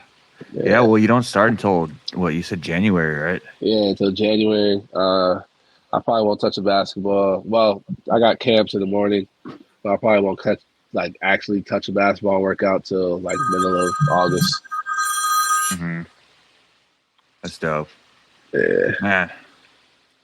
I was gonna say, like, you know, you're injured, like kind of just time to soak in your fruits of labor, right? Yeah. I got a lot of stuff. A lot of stuff to keep me distracted right now. I gotta get that tape done though. I really do. Yeah. I have to. I'm definitely procrastinating on that. Yeah, now you got time to do it, man. Yeah, exactly. I have no excuse not to. Yeah, bro. Like even me when I like edit clips for the podcast and stuff for social media, it's like times where I'm usually just chilling and resting. It's like I could do some editing right now. Right, man. Nonstop, bro. I'm just not looking forward to it because, like, in my mind, like I remember good games, but like my better games, but it's not the score and stuff I'm worried about putting in there. It's like teams want to see rebounding, teams want to see steals. Like I said, those are harder things to like remember where it happened. So I might literally have to watch full games to get clips. Yeah. So that's what I'm like kind of procrastinating doing because this is gonna be like hours and hours. Yeah, like, as much as you want to fast forward, you can't because you might miss a good clip of yourself. So. Yeah, exactly. Like I know the majority of the tape is gonna be scoring. But I gotta have some blocks in there. Gotta have some steals in there. Gotta put out that. Hey, I want to win a meet and greet with the Belize Hurricanes. Just edit it out of that tape. Best one gets a meet and greet. Man, I'm gonna start doing a lot of that stuff next year. I'm gonna try to do my own merch next year out there and everything because my shirt was sold out. Because they didn't do jerseys, they did like player shirts to where like the logo was on the front and then the back had the number and the name on it. My shirt sold out like within 2 days every time they stopped. So I did not get a percentage of it. So I didn't get a percentage. I was about to ask that. Yeah, I'm gonna tell them straight up when we talk about next year's contract. I either need a percentage of my shirts, or you will see me competing in the front of the other Civic Center selling my own shirts. It's up to y'all. Yeah, one or the other. I'm getting my money. Yeah. It's up to you, bro. That's funny. Well, hitting that 1 hour 59-minute mark, almost 2 hours. Before we sign off, just want to talk about what's relevant and it's been in the back of my head since we started. You guys caught up with the UFO hearings? All that shit that came out today? No. I believe in all that stuff, though. Yeah? Me too. Like, there's no way we could be the only, like, intelligent life forms or, like, in the universe. Right. Like, it is... Yo. That doesn't make sense. Like, yeah, right. There has to be another life form that has something going on. yeah, like we're the only ones that were capable of doing this. Like, come on, bro. Yeah, it's kind of egotistical to have that. Yeah, worldview, to think that. Oh, yeah, we the smartest things out. I refuse to believe it. I refuse. Yeah, it's crazy. I've been following this shit for a while, and like today was like the day where they had witnesses come out, and they kind of made it safe for whistleblowers to come out without getting penalized. Okay. And so they were talking about like the shit that they were seeing, and they said that some of these things, they usually look like grayish black cubes inside of a transparent sphere. I don't know if you guys seen Nope, that movie about the UFOs. I didn't watch it. I've been bro, it kind of sounds like that. My wife doesn't like movies like that, so I didn't get to. That movie was good. I like that movie. That was a trip. It was kind of like a Jaws movie more so than an Alien movie. I would say. Okay. No spoiler alert, but okay. I can check it out because my wife gets back tomorrow night, so I could probably check it out tomorrow. I think it's on Amazon Prime, so yeah, you can check it out. Oh yeah, I got that. Yeah, it was straight. Yeah, dope movie. But they said like they retrieved biological pilots from the fucking UFOs. That was also said like during these hearings, which was probably the highlight of it. Wow. Sheesh. Yeah. So I mean, like, it's crazy, like some of the things that are like outlandish where it's like, oh, kind of believe it. It's like now that it's Congress, Yeah, I believe I believe that there's something out there. And I think they've done a really good job of hiding it and protecting us from it. Mm-hmm. But then I also believe that we're just like the human race is just violent by nature. So I don't think that like aliens would be as like violent as us because I don't think they're built exactly like us, Mm-hmm. So like that them taking over the world thing, like I don't think it's like Independence Day. Like, so. There's this crazy theory that someone said. He said something along the lines of aliens are like us, like that advanced all the way, that just kind of went back in time and are kind of rediscovering ourselves again. You know what I mean? So it's kind of like us seeing future humans that have like advanced. Yeah. It's fucking trippy, man. It's what trips me out about this, bro, is because one of the most prevalent and like notorious cases happened in like Catalina Island, which is like close to home for all of us. Yeah, that is really close. Yes, that is a boat ride away. That's a helicopter away. Like, that's crazy. And like, that account was like documented by like the Navy SEALs and shit, or not the Navy SEALs, by the Navy. So, yeah, man, pretty crazy. I'm gonna look at shit tonight. Space Jam can be real is pretty much what I'm trying to say, man. Oh man! Hey, did you see the second one? I haven't seen the second one. I see the second one. What do you think of it? It's not for us. It's for kids. It's like legit for like kids. Like my daughter liked it. My friends' kids liked it. I didn't really like it, but it's not for us. Yeah. Like the first Space Jam, I think was for everybody. Like, but this one's not for us. I heard LeBron flopped in this one. Is it true? He flopped. Did he flop? I think he did. Oh no! Like no, I really think like I think it was like a comical like one of like the things to make it funny. Yeah, making fun of that. I think he did. Yeah, I think he did. But yeah, it was some cool stuff in there. No, it was some cool stuff in there. Like I wouldn't say, like you wouldn't completely regret watching it. Okay. Mhm. You just gotta go into it knowing that it's not the Space Jam from your childhood. Hell yeah. Well, Vito, thanks for coming on, man. Hitting that 2-hour mark. First time we had you, you were leaving in Belize. Now you're fresh off the chip, with the MVP. Yes, Who sir. knows? Who knows what happened in the third episode, man? It's going well. Yeah, we'll see. It looks like it's a upward trajectory. So good luck with everything, man. We appreciate you coming on. Yeah, again. we love it. Oh yeah, no problem. Thank you for having me. Yeah, man. Anywhere people can find you, social media? Yeah, same thing. Vito Evans on Instagram. I don't use TikTok. I don't use Twitter. Yeah, Instagram is where you can find me. And then Facebook. Threads? Nah, I haven't gone on Threads either. I actually shut down all my cards. I got to go in the bank and activate them because somebody tried to get me. Oh, shit. While I was in Belize. So, yeah, I got to go reactivate my cards. Cause I can't even download Threads if I wanted to because I have no card on file. I see. For my Apple ID. But I'm probably not going to add it anyway. It won't be around later, dog. So don't. Yeah, for real. I heard that shit's dying already. Wow. Comes and goes, man. Clubhouse. You don't hear about Clubhouse no more either. I know, right?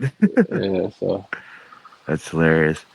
All right, guys. If you guys want to talk more basketball, talk sports with us, make sure you join our Discord. We got fantasy leagues going on over there. Got prizes. I think we got a championship belt for the football one. Probably going to think of something for the basketball fantasy league. If you want to talk more UFOs and basketball, you know where to find us, man. Cave.com, K4V3.com. Vito, thanks for coming on. Francis, it was fun. Problem. Yes, sir. Peace out, guys. Peace. Later.